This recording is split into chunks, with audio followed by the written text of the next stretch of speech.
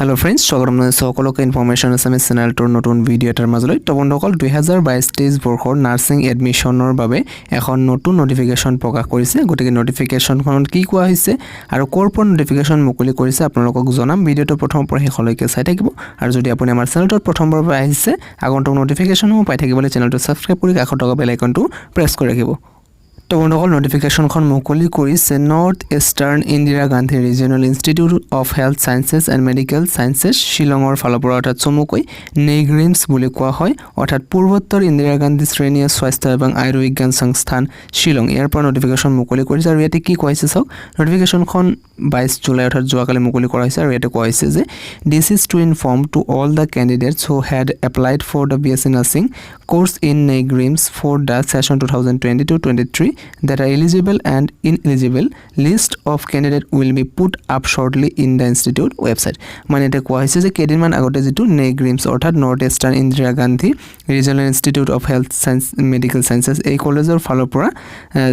কেদিনমান আগত যেহেতু BSc nursing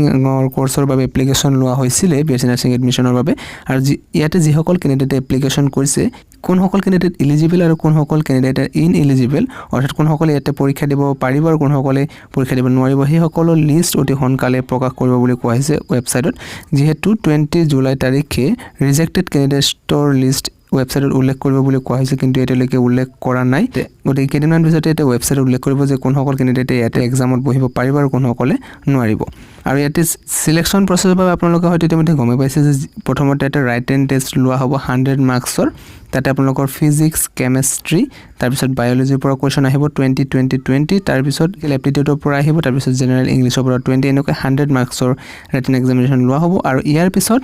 2 নম্বৰত ইয়াতে লোৱা হ'ব মেৰিট লিষ্ট আহিব মেৰিট লিষ্টৰ পিছত 3 নম্বৰত ইয়াতে কাউন্সেলিং হ'ব তাৰ পিছত 4 নম্বৰ প্ৰসেছ ইয়াতে মেডিকেল টেষ্ট লোৱা হ'ব আৰু এনেকৈ কোৱালিফাই কৰা ক্যান্ডিডেটে ইয়াতে 4 বছৰৰ বিএসসি নাৰ্ছিং কোৰ্সৰ বাবে এডমিশন লাভ কৰিব গতিকে ইয়াতে ক্যান্ডিডেটৰ লিষ্টখন যেতিয়া মুকলি কৰা হ'ব আপোনাক জনাই দিয়াৰ চেষ্টা কৰিম ভিডিওটো ইমানে আছিল যদি ভাল পাইছে লাইক কৰিব শেয়াৰ কৰিব ধন্যবাদ